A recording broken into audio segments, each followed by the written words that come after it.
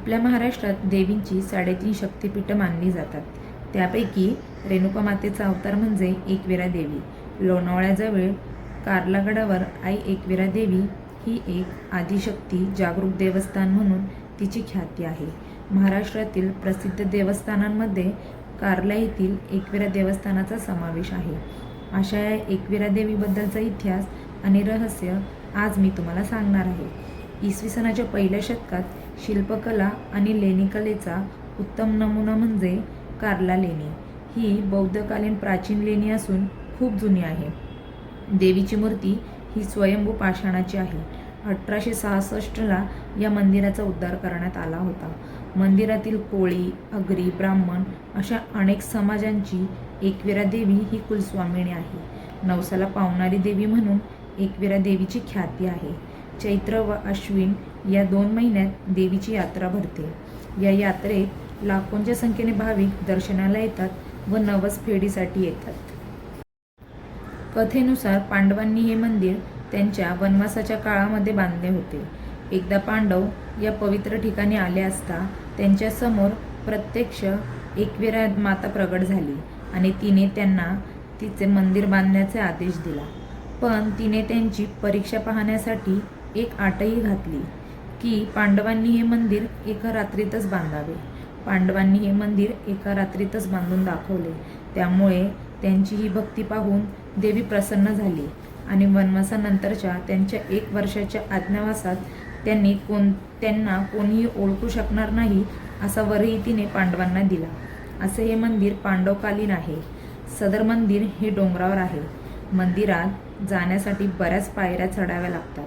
मुख्य देवता एकविरा माता तर तिच्या डावीकडे जोगेश्वरी देवी आहे. भक्तांच्या संकटांना दूर करून त्यांची मनोकामना पूर्ण करणारी व नवसाला पावणारी स्वयंभू अशी ही देवी असल्याची भाविकांची श्रद्धा आहे.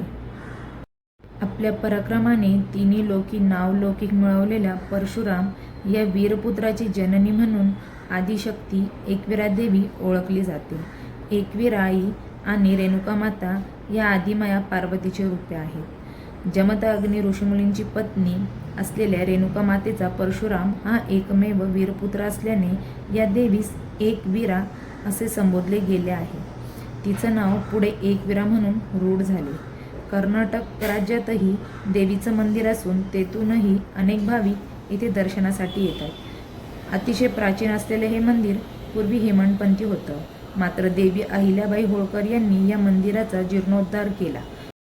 एकविरा ही भक्तांच्या हाकेला लगेचच धावून येते असे म्हणतात. म्हणून येथे कायम भक्तांची गर्दी बघायला मिळते. अशा या एकविरा आईचं दर्शन एकदा तरी करायला हवे बरं का. मंदिराच्या परिसरात महालक्ष्मी, विठ्ठल रुक्मिणी, शीतळादेवी, हनुमान, काळभैरव यांच्यासह परशुरामाचंही मंदिर आहे. एकविरा देवी म्हणजे परात्पर देवीचं तेजस्वी स्वरूप. एक म्हणजे अद्वितीय आणि वीर म्हणजे पराक्रमी. या दोन्ही शब्दांचा संगम म्हणजे एकविरा. ही देवी तिन्ही लोकांवर राज्य करणारी, भक्तांना संकटातून तारणारी आणि मनोभावे आराधना केल्यास सर्व इच्छांची पूर्ती करणारी मानली जाते. एकविरा देवी ही प्रामुख्याने कोळी समाजाची देवी. मुंबई, रायगड आणि पालघर भागातील हजारो कोळी बांधव आपल्या प्रत्येक शुभ कार्याच्या आधी एकविरा आईचं दर्शन घेतात. चैत्र महिन्यात म्हणजेच एप्रिल महिन्यात देवीची भव्य यात्रा भरते. यंदा येत्या 4 एप्रिलला एकविरा आईचा भव्य पालखी सोहळा पार पडणार आहे. श्री एकविरा देवीचं स्थान हे केवळ एक ऐतिहासिक किंवा सांस्कृतिक नसून ते एक आध्यात्मिक ऊर्जास्थान आहे. हा पालखी सोहळा भक्ती, श्रम आणि निष्ठेचा संगम असतो. हजारो भक्त आपल्या परिवारासोबत देवीचं दर्शन घेण्यासाठी व नवस फेडण्यासाठी कार्ला परिसरात उपस्थित होतात. देवीच्या चरणी मागितलेली मनोकामना पूर्ण झाल्यावर अनेक भक्त नारळ, साड्या, दुर्वा, गूळ आणि नारळाचा नैवेद्य अर्पण करतात.